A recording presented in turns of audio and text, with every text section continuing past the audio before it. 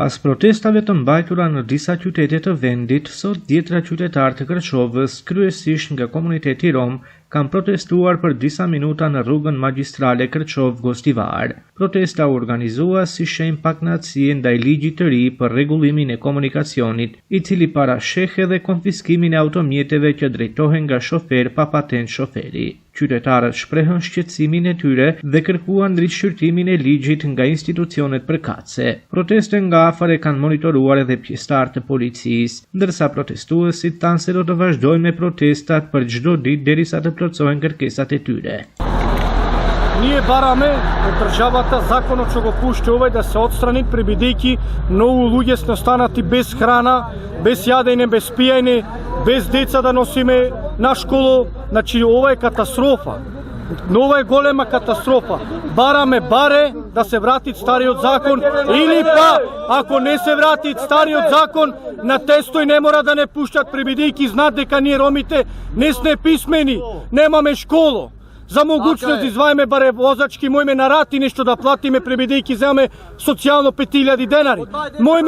Мојме на рат и нешто да платиме за да имаме возачки ако сакат да биде тоа како што треба да е закон.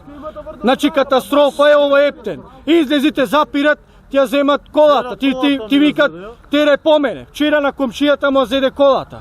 Од центар му вели тере полиција. Сакаме да полагаме, ама не да биде со тесто, бидејќи ние немаме школу. Баре да не пуштат да возиме, за да положиме. Зошто е тесто? На регистрација ги онадиме. Регистрирани све, како да ме земит колата, како не му е срам, да се засрами, дека дај условно. Полицијата не е крива, тој е крив што го донесе овој закон, срам дамо да се засрами, нека дојде, нека онади, зошто да го донират возилото мој на некој други? Имаме деца болни, мора болница да однесиме, одна полицијата трчат по нас. Што е ова срамотилоци во ова држава? Во Европа го нема тоа што го донесе. Ние го бараме правото наше, кој што? Ние не сме писмени ни еден од ромите. Значи вчера на комшијата колата му се зеде. Значи не можеме да излагаме ни на работа, ни нигде. Јас сум болен, секоја втора, трета ден ја одам на дежурна на болница. Значи јас сега не можам колата да ја запнам да одам на болница. А не сум само ја, цел народ е. Да го начекат пијан, да го начекат издрогиран. Имат право. Мека ме одземит. Ама ти немаш дома леп да јадиш, излагаш да извеш на парче леп да извеш. Под џубијата железо збираме, рацеви ги тепаме носите, за да однесеме 2-30 кила железо, едно јаде да донесеме, сега не можеме и тоа да го правиме. Секоја ден ќе се излагат на протест, ова ќе се прави. Доколе се добие правдата.